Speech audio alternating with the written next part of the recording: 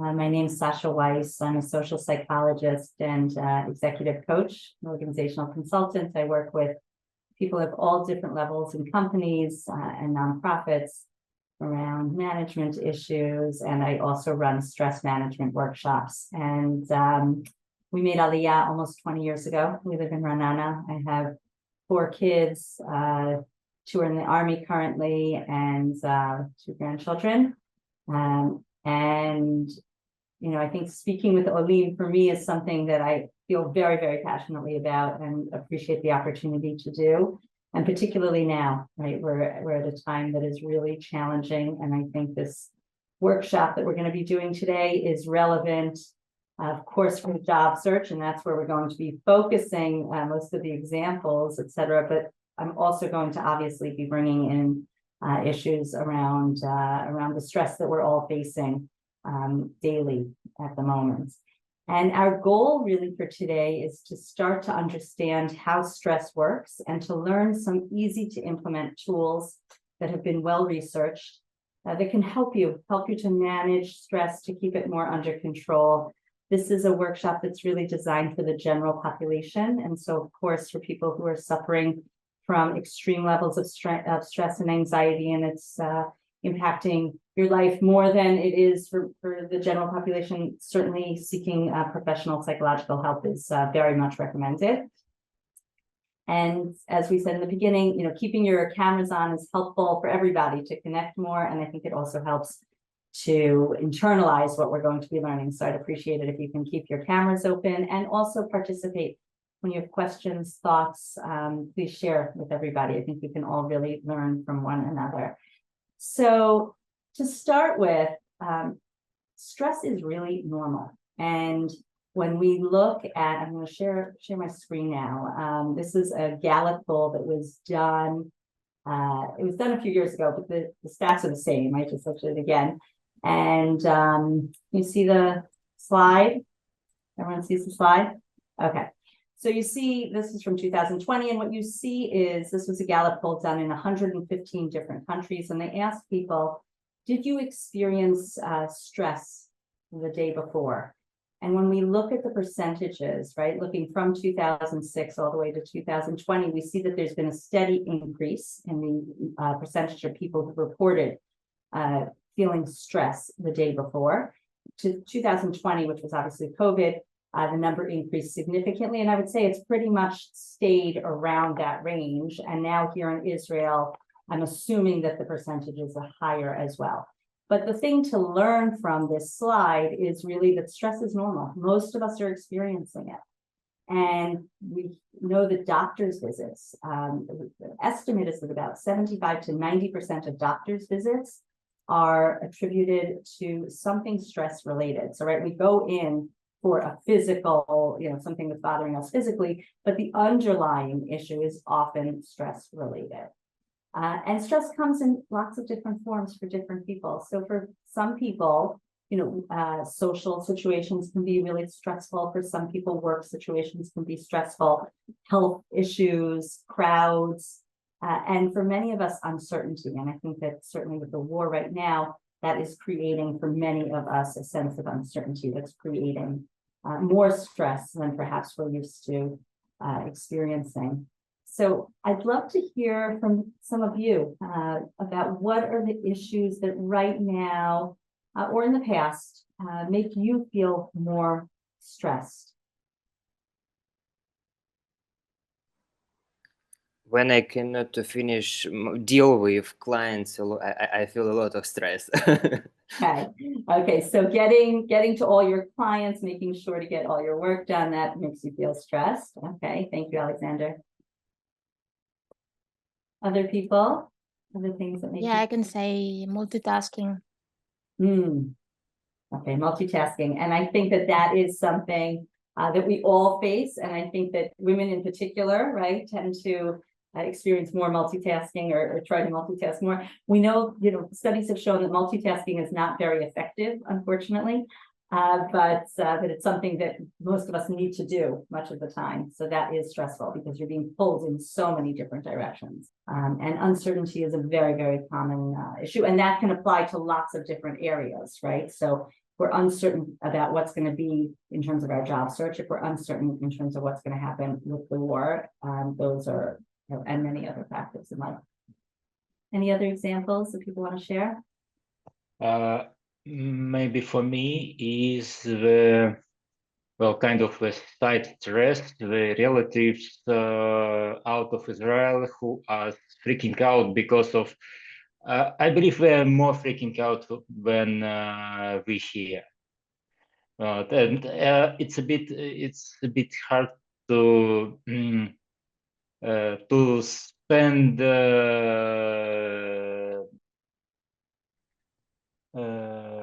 how to say, to spend resources to calm them down. It's a great point. I think that's a great point. We have limited resources, right? And we're all trying to get through this period in the best way we can. And when we have people constantly calling and worrying, and it's coming from such a good place, right? It's coming from love and it's coming from concern, but that can be exhausting. So that's something to think about, how to handle it. Different family members, we each know the dynamics of our families, and how to share that with them is sometimes helpful. And some family members aren't really interested, but they're still worried either way. So that's certainly something. When Alex spoke about stress being related to uncertainty, I think that is very powerful. And the way that we are wired as human beings really is to crave certainty. We crave predictability, because when we have predictability, it takes limited resources. As Boris said, we want to conserve our resources and our energies. And when we know what's going to happen next, we're almost in autopilot mode, right? So much of the decisions that we make every single day are on autopilot, right? If I had to think every morning about how to brush my teeth, that would be exhausting. Right? So, or much of the work that we do, it's things we've done in the past. Okay, I've had this experience before. I know how to do it again. But when we have new experiences, when we're facing challenges that have a lot of uncertainty attached to them, we get our brain gets into a state of imbalance, and that takes more resources, and that can manifest in stress oftentimes. And stress really is an automatic, subconscious, physical, mental, and emotional response to a challenging event or something that we perceive to be challenging. Okay, it's not always that the event is challenging or threatening, but we have a quick assumption in our brain that there's something happening that is potentially dangerous for us. And it all happens subconsciously. We don't decide that right now I'm going to get stressed, right? It's something that happens in the back of our mind. But before we demonize stress, right, before we talk about only the negatives and how we can get over stress, there are some positives to stress as well. Can you think of some ways in which stress can be helpful to us?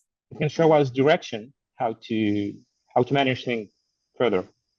Okay, so it can get us to be much more alert, much more sharp at certain times, depending, right? It can alert us.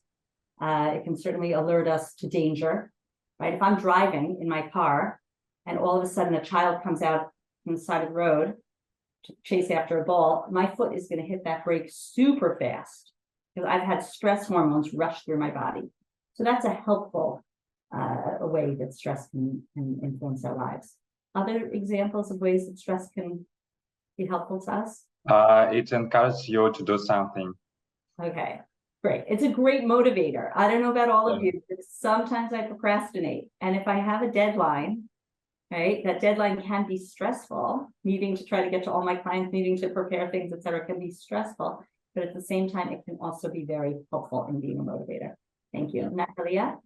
It helps to concentrate and immediately see what is important and what is not important, and it helps to prioritize.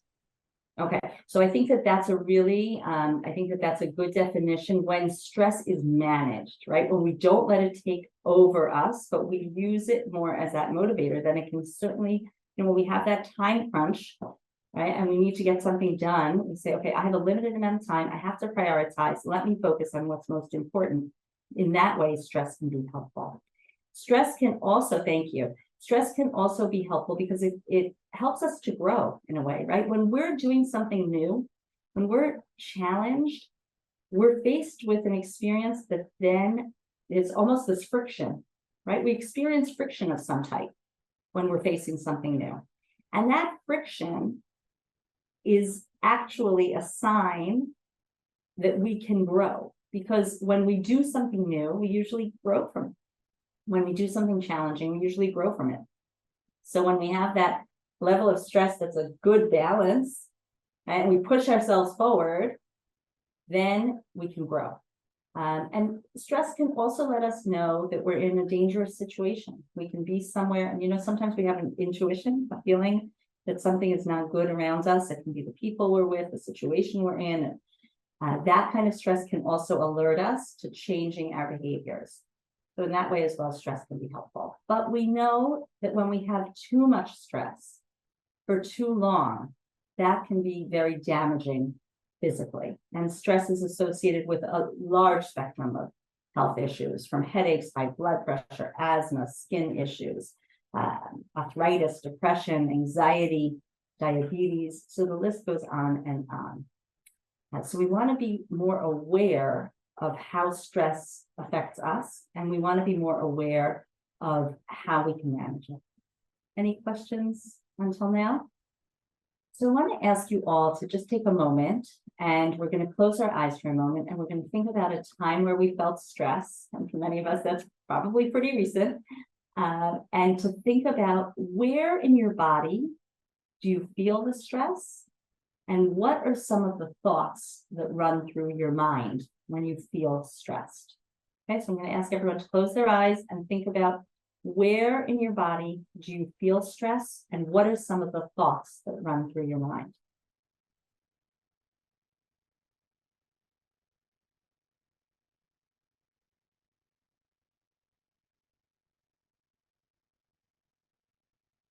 You can open your eyes when you're ready. People share what they noticed in terms of their bodies and where they usually feel stress. Mainly, I feel it in my stomach, because I Ah. think I have like a super sensitive. It's a super sensitive a place where usually I feel like this kind of feelings. Yeah, absolutely. That's a very common place, is the stomach. Thank you, Andrea. I also, like Andrea, my most popular place when I feel stressed, this is stomach, and sometimes back, because I have some issues with my back. Yeah. Sure, absolutely. Back also very, very common. Other places where people feel stress. For me, it's usually chest and throat. Okay, so your whole chest area. Like this. Thank you. For me, for example, it is also a thought, like this way. In the throat. Yeah. Okay. Yeah, I think these are all the areas that you're saying, the throat and the chest. I feel it also. I feel it like right here. It's almost like my breath stops right there when I feel stress. And what we want to start to do is notice the physical manifestation of stress as much as possible, because if you can notice that, then you can also be more aware that what you're experiencing is stress. And then you can use some of the tools, hopefully, that we'll be covering today to try to lower that a little bit. Sometimes what happens is we're feeling stressed. We're not even aware that it's stress that is the feeling that's directing our behaviors or responses, right? We can get very, very short-tempered with people. We can be frantic all over the place, and we aren't aware of why that happens. And often it's because of stress. We also have thoughts that go through our minds often when we're stressed. And I'm curious to hear, what are some of the thoughts that go through your minds when you're feeling stressed? What can I do? What can I do? Okay, helplessness, right? Like, what can I do to get out of this? What can help me to deal with the situation? Okay, what can help me? For a lot of people, we have racing thoughts. Sometimes, Go ahead, Alex. what I feel sometimes that this situation is one more case in the series of previous failures. So I start to see some kind of pattern in my previous failures, and this is another one. Okay, so it's a sense of failure, the sense of inadequacy, right? And those sorts of things can certainly be thoughts that we think about when we're stressed. Other people have thoughts that come to mind typically when they're feeling stressed. For me also comes overthinking. Like it's a non-stop thoughts. Those repetitive thoughts that we have, right? That can keep on going and keep on, and we know they're not helpful, right? But they and you're anticipating to things that they may like probably can happen, but they didn't happen yet. So right. We sort of live in that future worry instead of dealing with what is happening currently, and addressing what's happening currently is really important and helps us to stay focused. So these were really helpful examples. A lot of people feel totally overwhelmed when they're stressed, racing thoughts. Some people want to just take full control of everything, and other people feel a sense of helplessness. It's often really hard to focus. When we're stressed, right? When we're too stressed, it's hard to get anything done because our minds are typically all over the place. So these are some of the thoughts that we have. So it's also good, in addition to becoming more aware of where in our bodies we feel stress, it's really important to also just notice those thoughts that are coming through your mind when you're stressed, and recognize that that is not who you are, right? That is what you are experiencing right now because you're in a state of stress. So as Alex said, that feeling of like the patterns of failure, right? We can easily go down that rabbit hole of thinking about, when did I fail last time? And only noticing, by the way, right, Alex, we'll only notice the bad things that have happened. We won't think about the successes. We'll only think about the failures, because that's where our mind goes automatically when we're feeling stressed.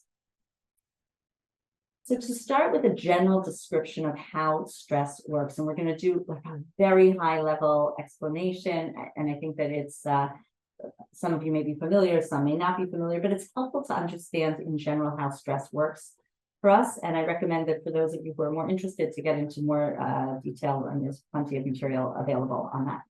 So the way that stress generally works is that our bodies have been designed brilliantly, right? God designed us in a very, very wise way. We have different systems in our body. We have a voluntary nervous system and an involuntary nervous system. Now, the voluntary nervous system takes care of all the things that I want to do. I want to be picking up this pen right now. I want to be speaking. I want to be sitting, etc. These are the intentional behaviors that we consciously decide to do. We also have the involuntary nervous system, and the involuntary nervous system takes care of the back end. It takes care of all the things that are happening behind the scenes. So that means it's taking care of our breathing. It's taking care of our blood flow. It's taking care of our stomachs and how that all works. It's taking care of everything that's happening behind the scenes. And that's really helpful for us, because if we had to worry all the time about making sure that our heart was beating right at the right pace, or that there was enough blood flowing through our veins, that would be impossible. And so that's what happens in the back end. That's the involuntary nervous system. Now I'm showing a slide now that shows the two different components of the involuntary nervous system. And that's essentially, we operate in two modes. We operate in a everyday mode, and we operate in a stress mode, an emergency mode.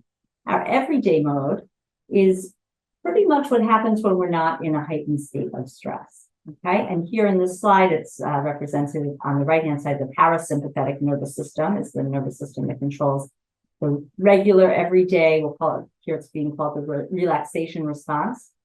And when we're in this mode, when we're in our everyday mode, our heart beats in a more slow rhythmic pattern. Our breath is going to be more full and slow. The pupils of our eyes will shrink and expand depending on how much sunlight there is or light there is. Our stomach will be active. Right before, people spoke about how their stomach is an area that gets very affected by stress. When we're not stressed, our stomach is usually active and we're able to digest our food.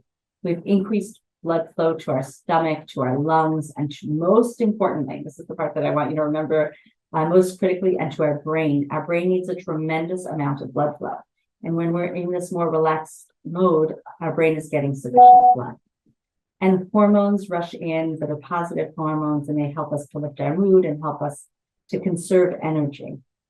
On the flip side, okay, when we feel stressed, when we feel that there is, remember I define stress as the perception that there's a challenging event that we're facing, our body automatically goes into the our sympathetic nervous system kicks in. And with that, our heart starts to beat really fast. Our breath is much faster and more shallow. The pupils of our eyes get larger, which can make us very sensitive to light. Our stomach becomes inactive, which is why stomach issues are so associated with stress. Blood rushes to our skeletal muscles and away from our brain, which makes it hard to think clearly. So the blood is going actually to our limbs, our arms, our legs, our heart, and it's not going to our brain. And we have stress hormones that rush through our body. Okay, and it uses a tremendous amount of energy. So when we spoke before about conserving energy, when we're stressed, that actually is a time where we're using a tremendous amount of energy. And this was really useful back in the day when we were in the jungle, right? When we were in the jungle and we were being chased by lions, this stress response was helpful. We needed our arms and our legs and our heart to be on the move. It was either the fight, flight, or freeze response. Are you all familiar with that terminology? Right? The fight response was when this lion was chasing after us, right? We'd have to figure out some way to fight the lion. The flight response was the quick run away from the lion. And the freeze response was just to stop and to hide. And those responses are still a part of us. That is still how we respond in times of stress. And again, that was helpful back then, but nowadays it's actually very unhelpful much of the time. Because when we get into that fight response, it can manifest in us getting very short-tempered with people around us, whether it's our spouse, partner, kids, colleagues, person in front of us in line at the supermarket or the Bituach Leumi. The flight response can manifest with us avoiding whatever it is that we need to take care of. Okay, so if it's relating to the job search, I might say, you know what, I've networked enough and no one's responding to me, so I'm just not doing anymore. I'm going to avoid it. And the freeze response could be, I'm just going to sit and watch Netflix for the next 3 days and mope, because really the situation is so awful at the moment. And those responses that are so automatic in us are not helpful to us. And what we want to do is to find responses that can be more helpful to us. And the main issue, as I said, is that the blood is not getting to our brain when we're in that stress response. When we're in the stress response, what we really need to do is to think clearly. I need to be able to think clearly so that when I'm in a job interview, when I'm running to the miklat, when I'm dealing with people around me, when I'm trying to keep others calm, I have enough blood flow to my brain so that I have enough clarity to think well. I totally hear everything you're saying. My natural default has always been freeze. And I recognize that. And I think there's a difference between allowing ourselves to come to terms, to give ourselves the gentle compassion to say, okay, I've put a lot of effort in, let's just take a day to recalibrate and recuperate. But how do we see where we are and not get stuck in that long term? Yeah, I think that's a great question. Do people have thoughts on that, Hazel?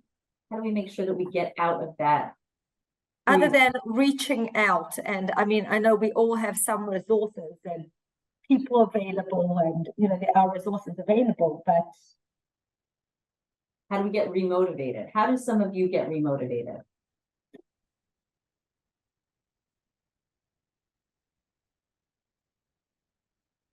You have strategies that you found work for you?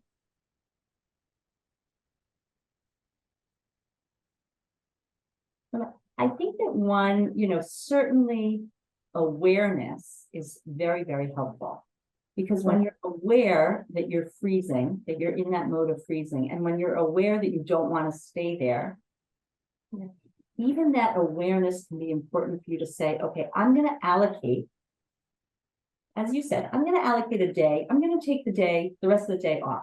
because I've worked really, really hard. I've sent out a tremendous number of resumes. I've sent out, networked with X number of people over the last 3 days, and I need a little bit of a break. I think that is very reasonable approach to take.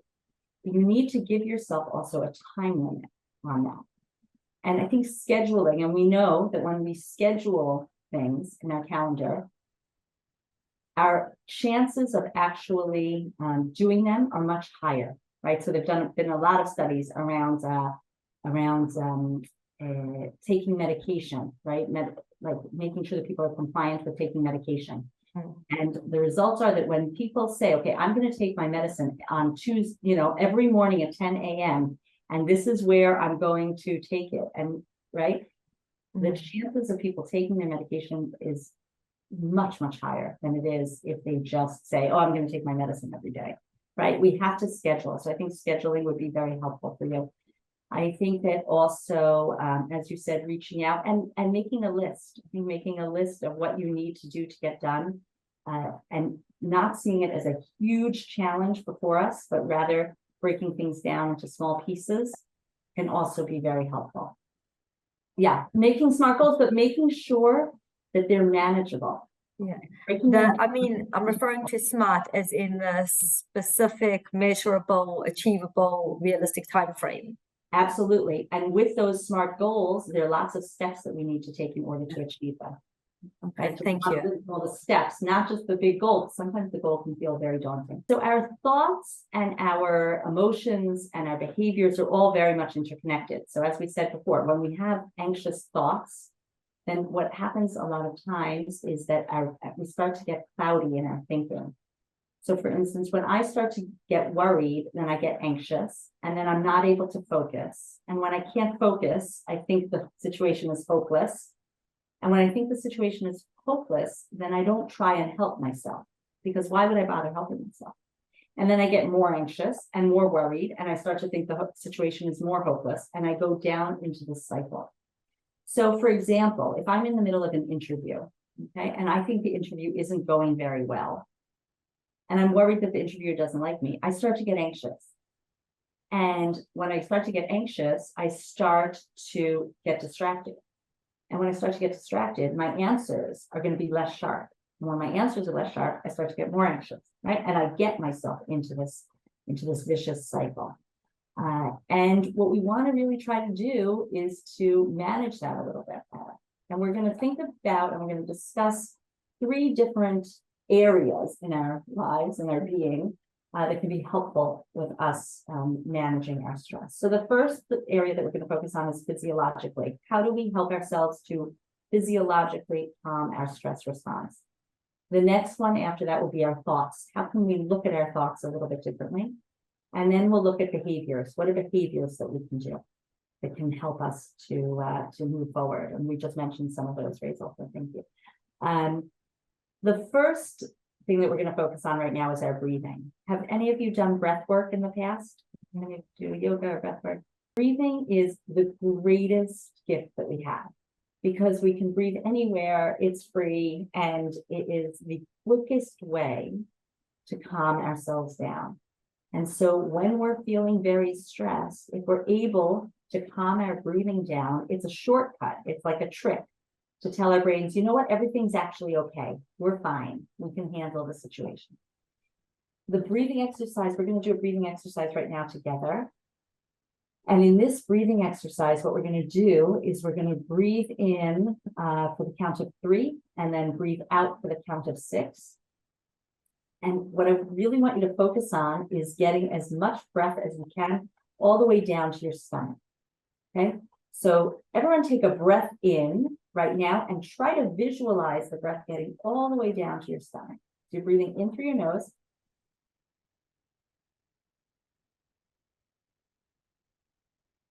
Okay. Put your hands on your stomach. And this is how you'll know that the air is actually getting all the way to your stomach. So sit straight, try and keep your feet on the ground if you can, and breathe in through your nose again. And feel your stomach filling up. That means you should feel your stomach expanding, like you're skirt or pants are getting a little tighter as you're breathing in. Did you feel that? Some of you feel that? Nod yes or no? Yes? Okay, great. Very good. Okay, so what we're going to do is you want to do that deep breath. Most of us don't breathe like that most of the time, right? Most of the time our breath is like pretty shallow. So we want to help ourselves to breathe much deeper. I'm going to do that for 3, inhale for 3, and then we're going to exhale for 6. I exhale through my mouth and I make a sound. That way I know the air is going out. And as the air goes out, I feel my stomach contracting. I feel it going in again, back to where it was before. So let's do 1 inhale and exhale together. We're inhaling in. And we're exhaling.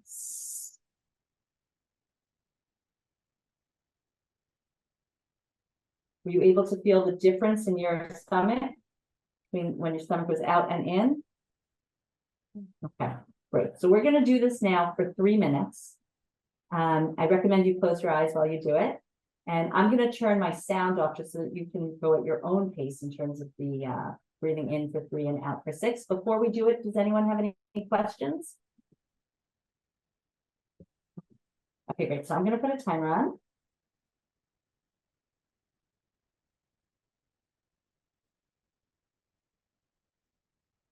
Okay. All right, ready? And we're going to all start to breathe together.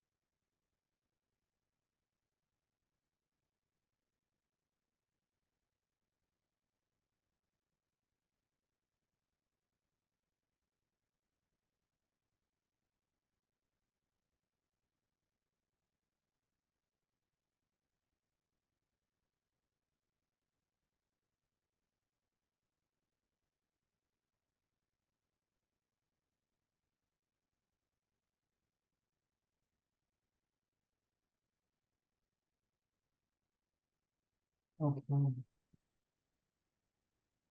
We've done our 3 minutes. How was that for you? Does anyone feel more relaxed? Does anyone feel less relaxed?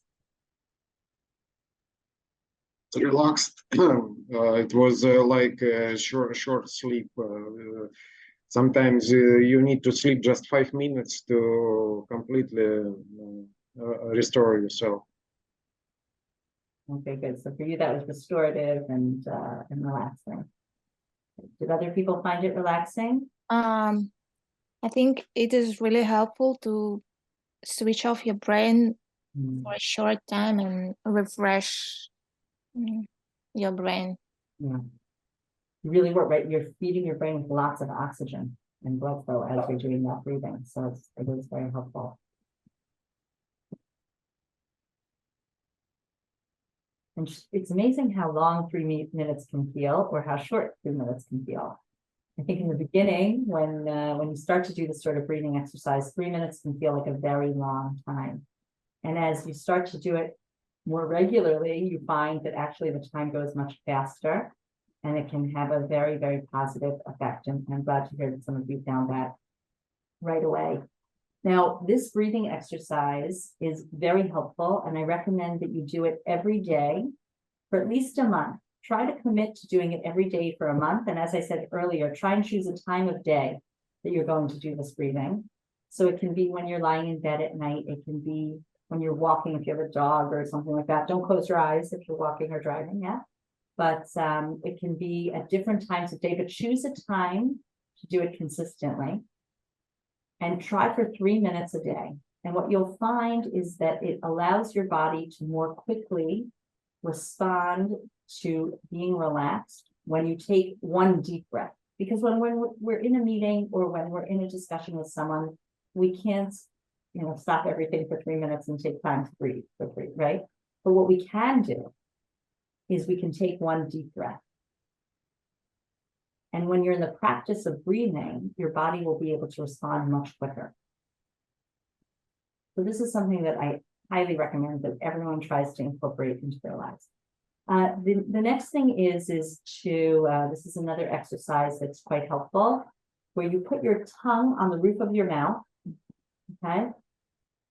And you take a deep breath and you ground your feet as well. So this is just something when you're having a hard time focusing, you put your tongue on, you know how we have the arch in the top of our mouth?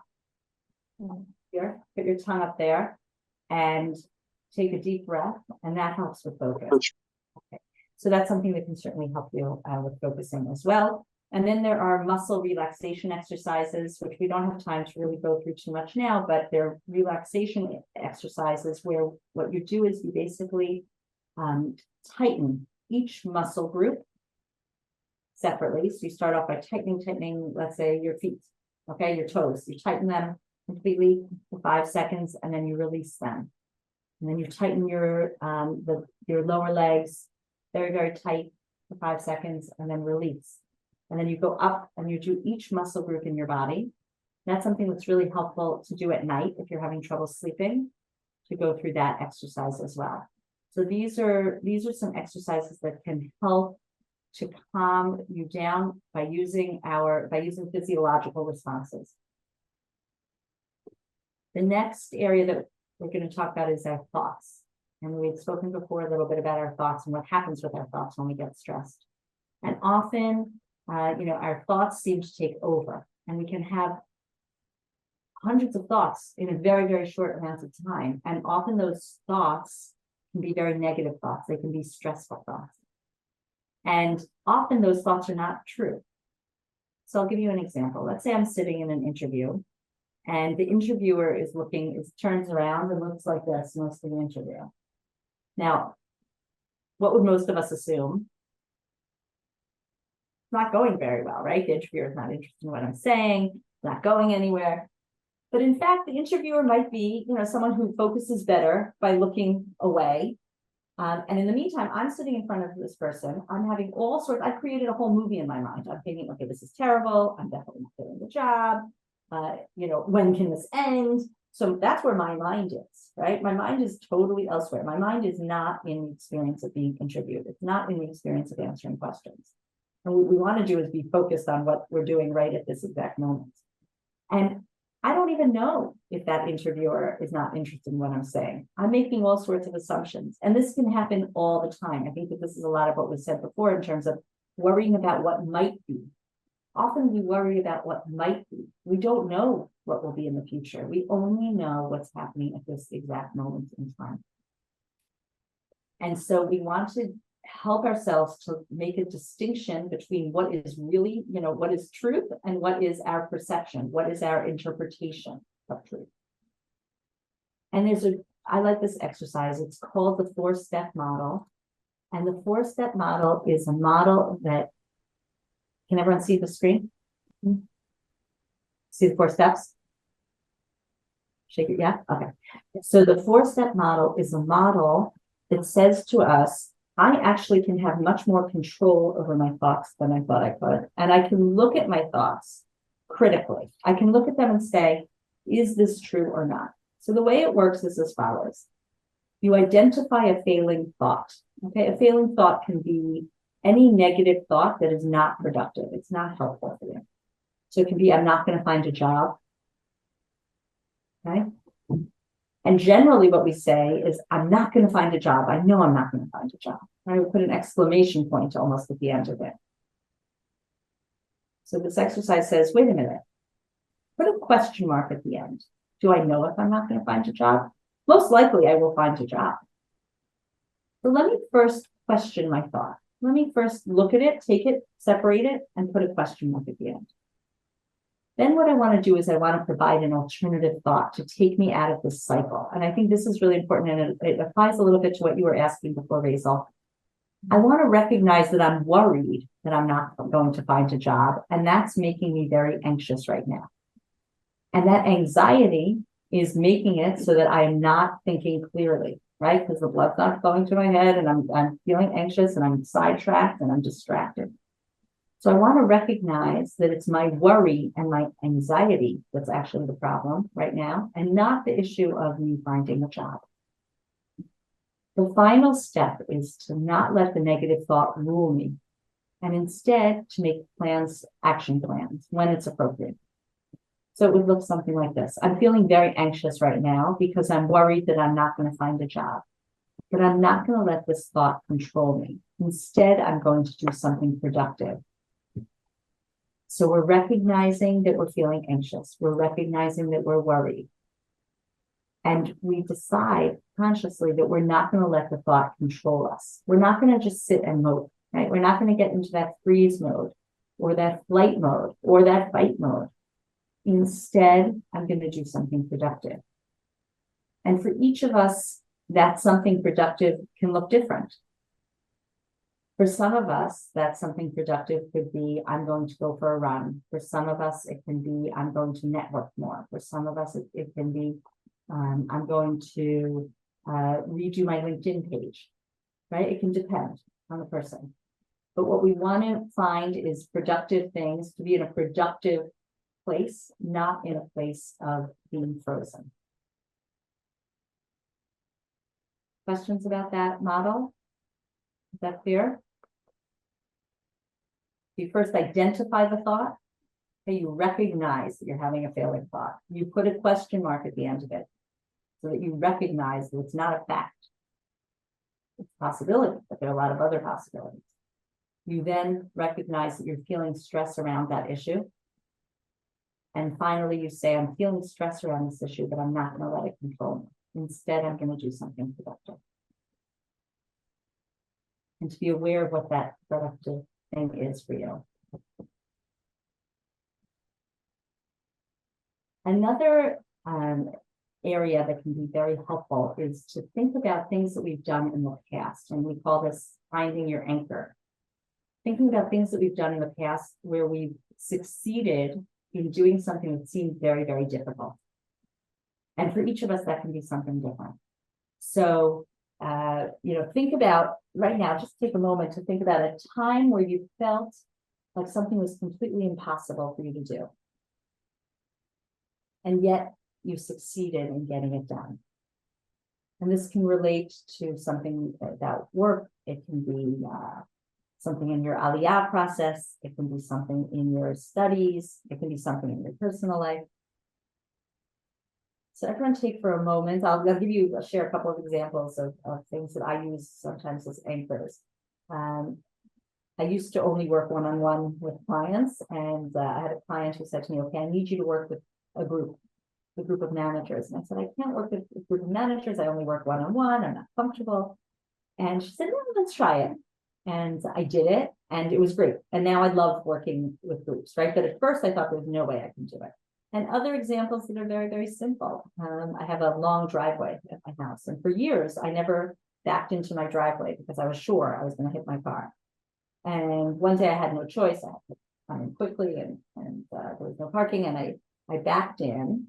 And the whole time I was thinking, wow, I had in my mind this thought that I cannot back in. It's impossible. And once I did it, now I always back into my driveway, right? Like I realized that I can get through it. Or I think COVID, for many of us, we can use also as an anchor. COVID was a very, very difficult time, right, for humanity. And I think for many of us. And we weren't sure how we were going to get through it. And I think taking some of those coping techniques as well from COVID could also be helpful for many of us as we go through whatever challenges we go through at this point. I'd be curious if a couple of you can share challenges that you've had in your lives in the past that you feel you were able to overcome, something large or small. And everyone has an example. Just sometimes takes a couple of moments to think about it. Okay, one. Great, thank you. I don't want to dominate, but so a couple of years ago, my daughter's school asked the mothers if they'd be prepared to come and do a presentation for the girls. And, because they wanted to increase the parental involvement with the school. And, I thought, I don't have the Hebrew for that. Like I've done a few basic orpans, but no one really volunteered. Some women are working, some had newborns, some whatever. And then the vice principal asked me outright one-on-one, and she kind of volunteered me.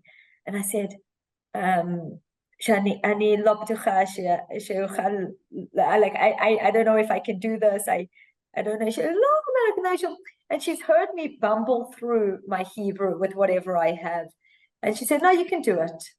So I thought that, I don't know that I can, but I asked my daughter, do you want me to come and present to your class? So she said, yes, mommy. So I said, uh-oh. and I did it. And she gave me, she said to me, come present tomorrow at 10:30. So I didn't have a huge amount of time to worry or for things to build up. Probably better. But I wrote something down that night and I practiced it and rehearsed it the best I could. And then I decided I'm just going to go for it. Okay. And I did it. And I know that my Hebrew was not as polished as a native English speaker. But I also recognized that there are a lot of benefits in the girls recognizing people from different backgrounds, going in and trying to do their best, and that every single person has something valuable to contribute, even if things are packaged differently. I think that's great. That's a great story. And I think that's something you can use as your anchor when you have other challenges going forward. And you can say, okay, right, remember that time where I thought it was impossible for me to go give a presentation in Hebrew and I managed. So that's great. Thank you. Another example of something someone did? I can share my experience. Thank you. Yes, it is related with my Aliyah process. I came to Israel 3 years ago, and recently I came to Israel. I entered the MBA program in Ariel University, and the program was on Hebrew, and I came to Israel without Hebrew, but it was a very big challenge for me to finish that program, but I already graduated, and I got MBA, yes. That's great. That's great, right? You took on a very big challenge and got through it. And that's a great anchor. Thank you. Thank you both for sharing those. So I encourage everyone else, if you haven't yet come up with something, think about it during today, okay? And even write it down for yourselves. Write it down so that you can constantly go back to that. And that can be an anchor for you. That can help you when you're feeling stuck. It can be a good push forward. The next thing that we want to do is think about our behaviors, right? Because our behaviors are so critical. And our behaviors inform how we feel. Oftentimes we can feel awful, right? But if we do something, if we take action, it can help us to get out of that rut. Sometimes it feels like we feel so terrible we can't get activated, but getting activated is usually a really helpful response to getting things done. So things that are helpful in terms of our behaviors. One is what we discussed before. Taking a goal, identifying a large goal, and breaking it down into very small pieces. And actually Desmond Tutu, who passed away recently, was asked metaphorically, how do you eat an elephant, right? An elephant represents like a huge, huge challenge. And he said, one bite at a time, right? And that's like our challenges in life. That's like our big goals. We set for ourselves sometimes very large goals. What we need to be sure of is to break it down into bite-sized pieces, to very small pieces, so that I know that I'm going to ensure that my LinkedIn page is where it needs to be. I'm going to network with X number of people. I'm going to send my resume out, for example, to X number of companies and make sure that it's a focused, you're not shooting them out just to get them out there. You're thinking about who am I sending them to? Who are the contacts that I know in the different companies, right? How can I get more access to people who can help me, etc. But set your goals and make sure you break it down into small pieces, because when the goal feels too big, we also tend to freeze because we get overwhelmed. And we want to help ourselves to feel as unoverwhelmed as possible. So that's something that's also very, very important. And I think action, what happens is when we are in action, we start to feel better. So even taking that first item on our to-do list, once we get that done, it becomes easier. And we want to also take care of the things on our to-do list that are the challenging ones. Sometimes what we do is we'll fill our time with things that aren't very important.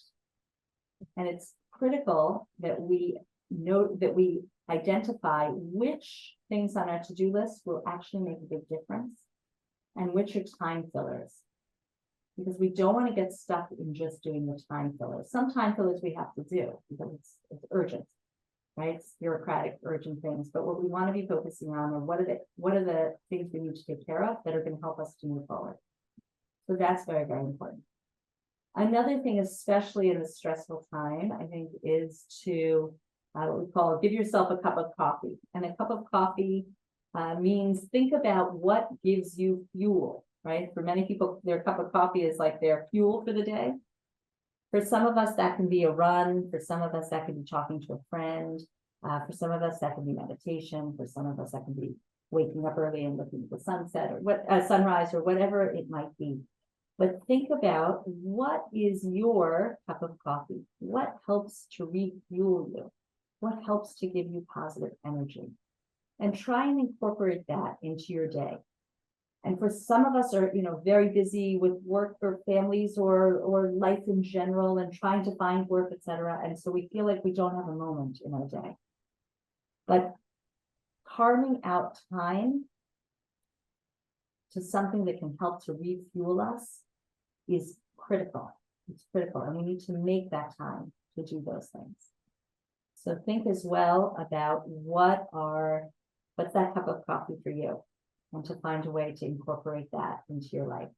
Does anyone, when you're thinking about that, what are examples that come to mind for you of what's the equivalent of your cup of coffee? And by the way, a cup of coffee is also a good answer.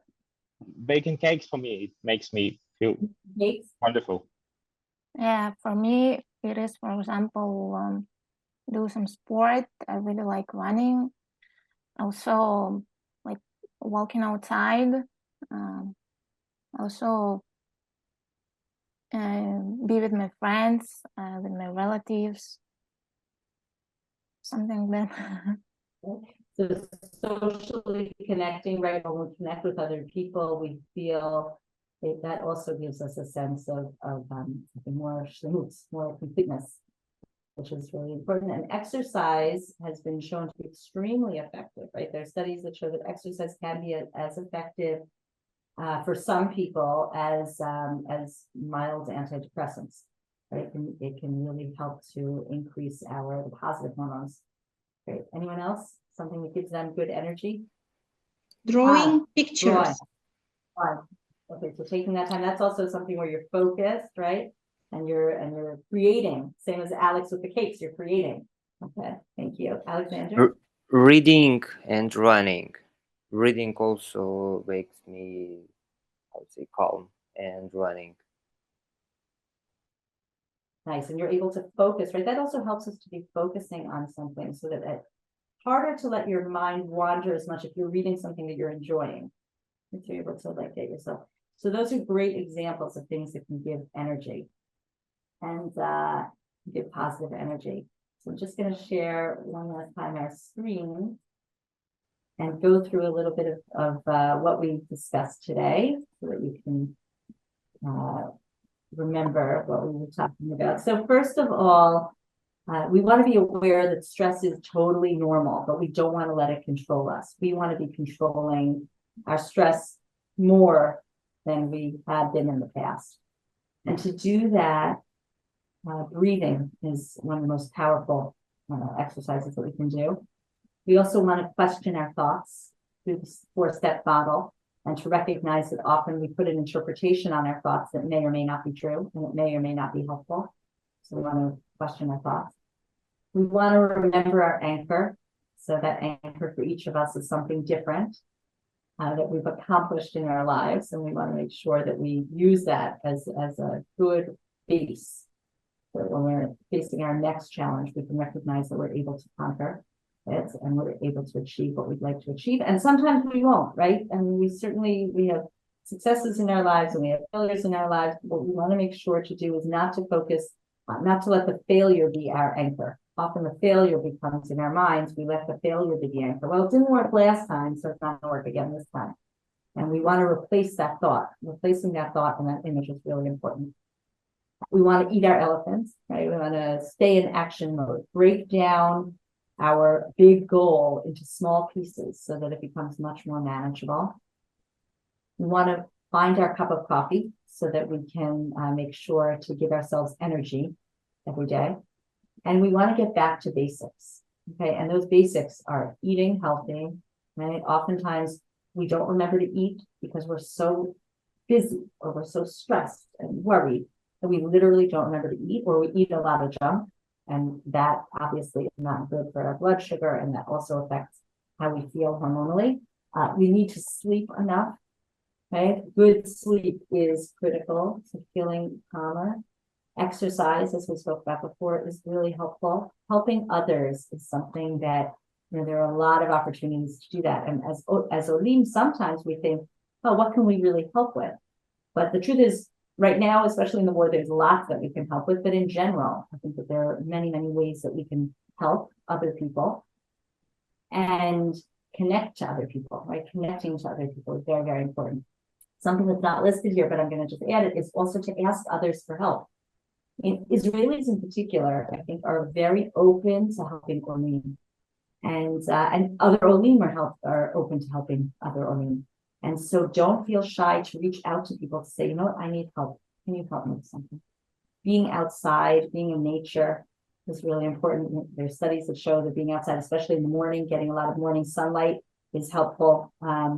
Keeping busy, right? Not busy like busy work, but it helps us to be focused when we're doing things. If we're not busy enough, then sometimes time just slides away. Staying connected, as some of you mentioned, with your friends and family. And we want to be, especially now, limiting our news exposure and negative social media. So reading about what's happening all day will not help the situation. It won't make anything better. So we want to limit, especially especially news in general. And I would say try to get rid of negative social media from your feed as much as possible, because that just tends to create more angst. And I had a great professor Danny Paniel, who used to say, Tachshov tov, ta'aseh tov, v'yeh tov. You should think positively. You should do positively. Ta'aseh tov, v'yeh tov. It will be good. Not enough just to have positive thoughts, right? It's a start. But we also need to take positive action, be proactive, do what's needed, connect, and that will help us to achieve our goals.